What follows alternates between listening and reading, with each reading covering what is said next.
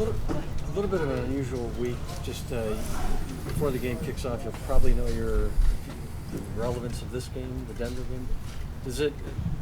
Do you just go into this thinking this is a regular game? I'm gonna play every snap. So, kind of mentally, how do you just start to approach it that way? Yeah, I don't think we're going to be too worried about anything other than our game, and we're doing our best to just focus on us as the Chargers and doing everything we can to play our best on Sunday. A lot can happen outside of it, but as long as we're focused on what we're doing here, I think that's what's most important.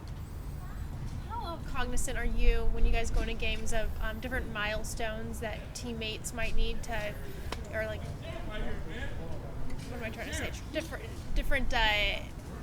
Personal goals, personal milestones, like Austin Eckler, right? He needs two touchdowns to get 20 on the year that make him have two consecutive 20 touchdown seasons. Like, is that something you're aware of? And do you want to help guys out, or if guys have like yards they need to get for bonuses on their paychecks or anything like that? Do you know about all that stuff? Well, I'm aware of X now. I'll do a better job of asking around and seeing if there's anything else. Our first focus is to win the game and do everything we can to score and put up points.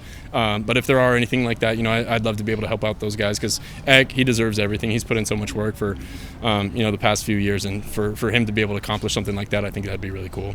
5 years to spit that out. Yeah, that's all good. Sorry. And then you personally need one touchdown to pass Dan Marino to get 101 through the first 3 seasons of a career. Is that something you're aware of? Now that's something.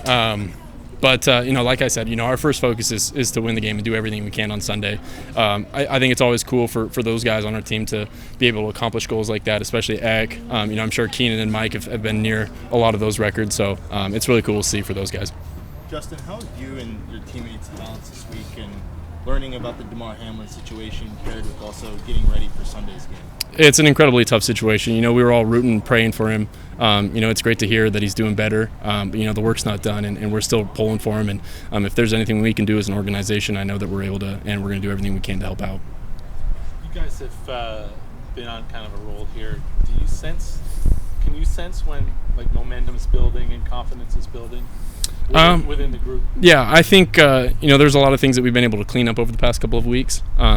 And I think as long as we're watching the film and we're getting better and we're being honest and being real with ourselves, we feel really comfortable with the talent that we have around us. And, an offensive line, the receivers, running backs, they've done an incredible job all year. And, if I can just keep getting them the ball, limit turnovers, convert on third down, do the same thing week in and week out, we feel, like we've gotten a lot better this year.